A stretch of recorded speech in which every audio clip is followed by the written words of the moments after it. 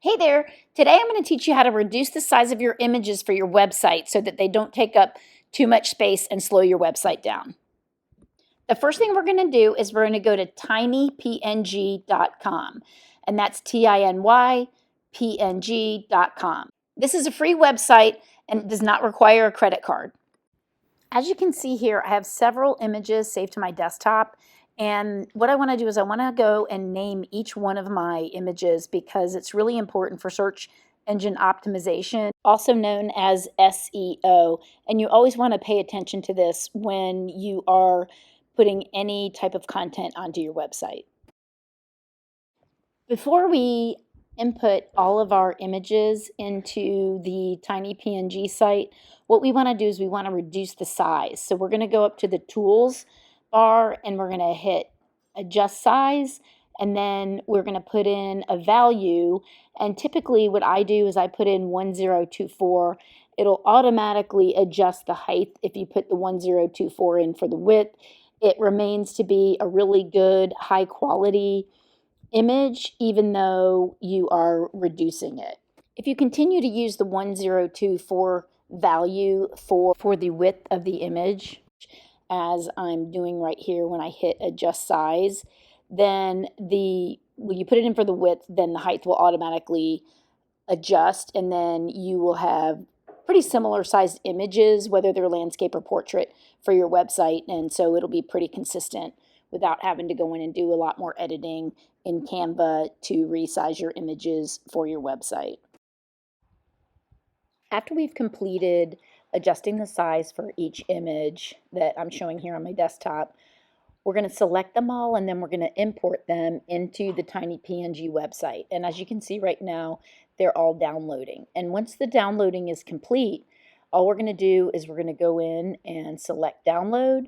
We're going to go up to the name of the image and we're going to move it from our downloads to our desktop. And as you can see here, I got a notification that I already have an image with the same name on my desktop, but I'm going to hit replace because I just want the more reduced size image or the compressed image to be used to put into my website. So what I'm going to do is I'm going to go through each one of these images. I'm going to hit the download button. I'm going to scroll up to the name of the image. I'll drop down to where it says downloads, and then I will automatically move it to the desktop.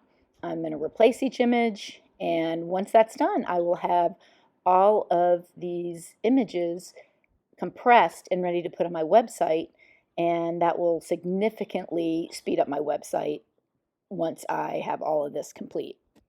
If the images that you reduce don't automatically pop up, you can go into your Finder and go up to where it says downloads and just check to see if they've been downloaded into the downloads folder.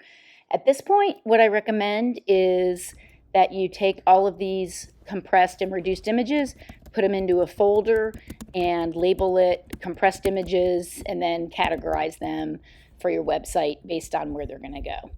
I'm sure there are a lot of ways that you can compress images. I have chosen to do it this way, and it seems to work for me. So every time I have an image that needs to be compressed, this is the process I take. And one quick note about TinyPNG, I think in one setting, the maximum amount of images you can compress is 20. And then what you can do is just close out of TinyPNG, reopen the app or the website for TinyPNG and add additional photos, and you should be fine.